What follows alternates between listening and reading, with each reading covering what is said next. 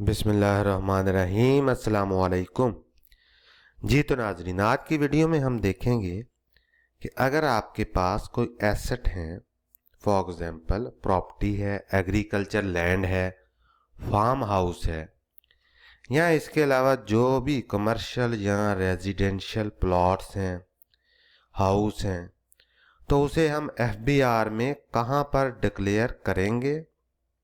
उसके लिए जो उन्होंने नया टैब बनाया है कैपिटल एसेट का, ठीक है, इसको हम फिल कैसे करेंगे। ऑलरेडी मैं लॉगिन एफबीआर में मैंने कर लिया है, ठीक है जी। और इस तरह हम पुराने फॉर्म पे आ जाएंगे और यहाँ पे फॉर्म होगा capital asset, tax chargeable and payment में आए और वहाँ पर ऑप्शन होगा कैपिटल एसेट का, ठीक है जी।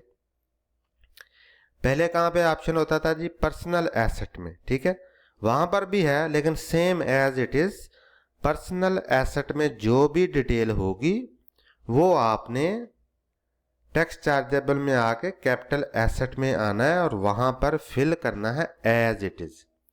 जितनी भी वैल्यू आपने वेल्थ स्टेटमेंट में डिक्लेयर की होगी वो आपने कैपिटल एसेट में भी डिक्लेयर करनी है, ठीक है, ताकि जब आप कोई भी चीज जो आपने परचेज की है लेटर ऑन बेचेंगे तो अगर आपके पास कैपिटल एसेट का फॉर्म ना हुआ तो आप पर 1% चार्जेस लगेंगे, जितनी भी उसकी डीसी वैल्यू होगी उस प्लॉट की या जमीन की या एग्रीकल्चर लैंड की, जो भी कैपिटल एसेट आपके पास होगा, ठीक है जी।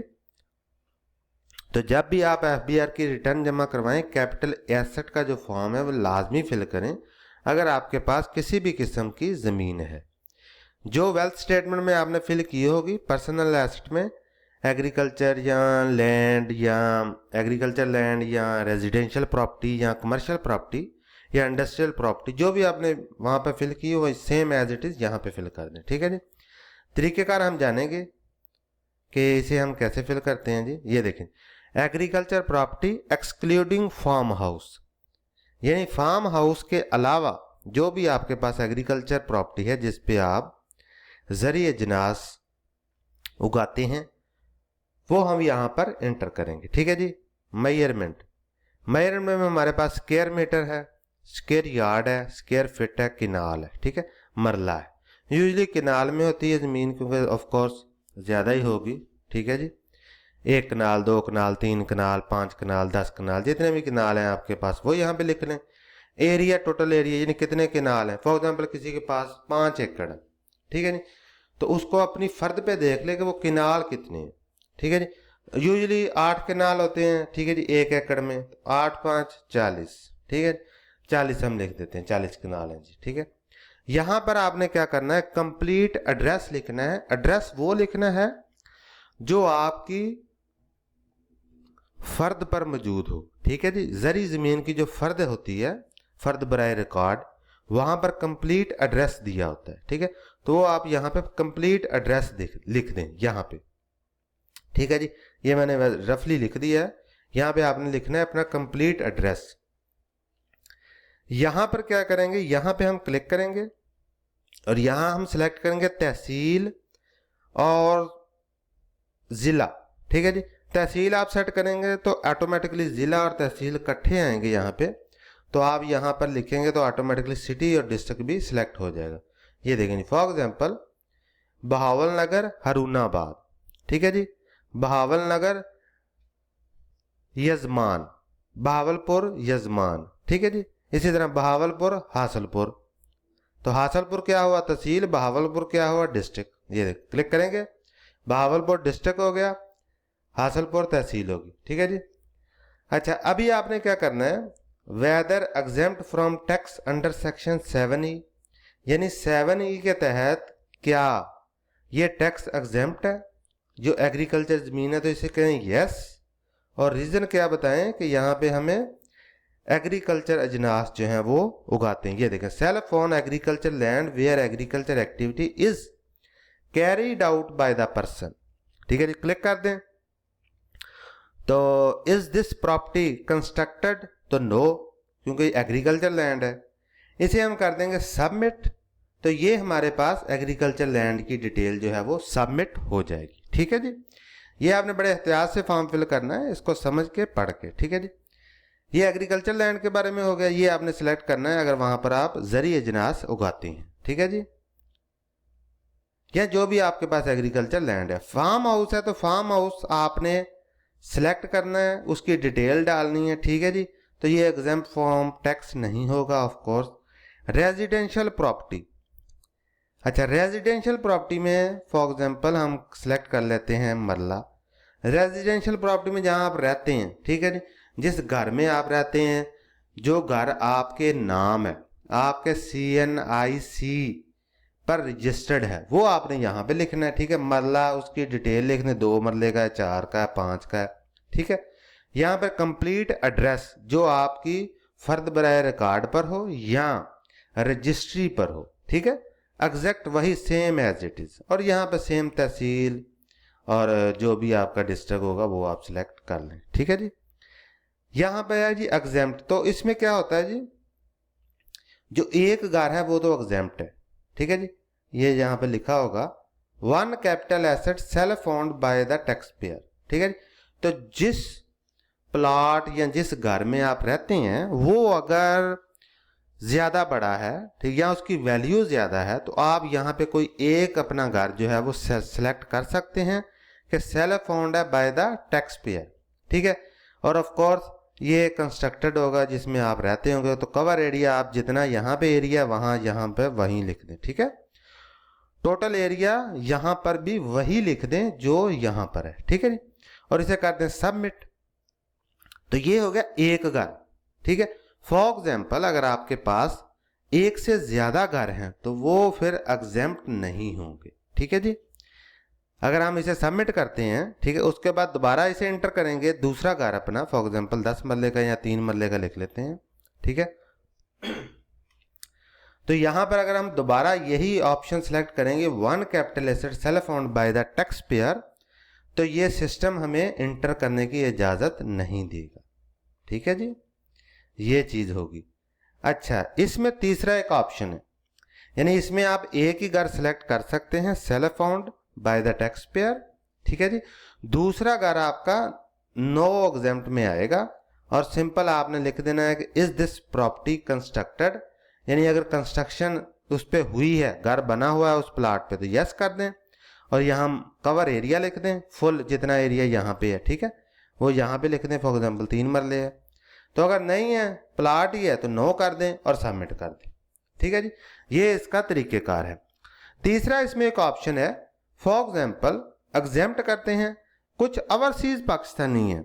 ठीक है जी, वो पाकिस्तान से बाहर हैं, उन्होंने जायदादें खरीदी हुई हैं पाकिस्तान में, तो वो क्या करेंगे, जिस भी साल में आपने प्रॉपर्टी लेनी है, ज़मीन लेनी है, या कोई भी कमर्शियल, रेजिडेंशियल, प्लाट, एग्रीकल्चर ज़मीन, वो कौन सा ऑप्शन सेलेक्ट करेंगे, वो यहाँ पे लास्ट में लिखा हुआ है non resident having stayed out of Pakistan for more than 183 days in the taxpayer, वो इसे सिलेक्ट करेंगे इस ऑप्शन को और सबमिट करते जाएंगे। नॉन रेजिडेंट वो एक से ज्यादा घर, प्लाट, वो एग्जेम्प्ट की ऑप्शन सिलेक्ट करके सबमिट कर सकते हैं। ठीक है जी, अगर वो आउट ऑफ पाकिस्तान रहते हैं और उन्होंने थ्रू रेमिटेंस वो प्लाट या जमीन खरीदी होगी। ठीक है जी, क्योंकि ऑफ कोर्स उसी का सबूत होगा तो FBR उसे ओके करेगा कि ये वाकई एग्जेम्प्ट है। ठीक है जी, तो ये चीज़ें आपने गलत नहीं लिखनी, जो स्टेटस होगा वही आप लिखेंगे। ठीक है जी, इसी तरह ये बाकी बहुत सारे ऑप्शंस हैं इसमें, वो आप पढ़ सकते हैं अगर आपके पास ज़्यादा ज़मीन है, ज़्यादा लैंड है। ठीक है जी, तो ज़्यादा जो ज़रूरी थी चीज़ें वो मैंने यहाँ पे बता दी हैं। 1 capital asset self owned by the tax payer, यानी एक घर हम एग्जेम्प्ट कर सकते हैं। ठीक है जी, दूसरा जो ऑप्शन है वो है जी अगर आपके पास एग्रीकल्चर लैंड है, ठीक है जी, तो हम ये ऑप्शन सेलेक्ट करेंगे self owned agriculture land where agriculture activity is carried out by the person. और तीसरा ऑप्शन है कि अगर आपके पास, ठीक है, अगर आप ATL में अपेयर होते हैं और दूसरे नंबर पे आप उस जमीन या उस प्लाट पर कोई बिजनेस कर रहे हैं, फॉर एग्जांपल आपने कोई दुकान डाली हुई है उस ज़मीन पर और वहाँ पर कोई भी बिजनेस एक्टिविटी परफॉर्म कर रही हैं तो आप इसे सिलेक्ट कर लें, ये भी एग्जेम्प्ट फ्रॉम टैक्स होगा। ठीक है जी। इसी तरह आप यहाँ पर नीचे ऑप्शन देख लें, ये है जी self owned business from where the business is carried out by the person appearing on ATL। ठीक है जी। Capital asset allotted to Shaheed are dependent of Shaheed belonging to Pakistan Air Armed Forces, यानी Pakistan arm forces के जो शहीद हैं या उनके जो डिपेंडेंट हैं, ठीक है जी, उन शहदा के, तो वो भी एग्जेम्प्ट होंगे। ठीक है जी, इस एसेट से। इसी तरह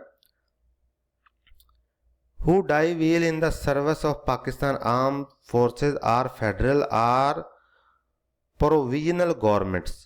तो इसका क्या मतलब है कि जो आदमी प्रोविजनल गवर्नमेंट, फेडरल या पाकिस्तान आर्म फोर्सेस ड्यूटी के दौरान फौत हो जाते हैं, उनके डिपेंडेंट जो हैं उनका भी ये एसेट जो है वो एग्जेम्प्ट होगा। जो भी ज़मीन प्लाट जो भी होगी वो एग्जेम्प्ट होगी। ठीक है।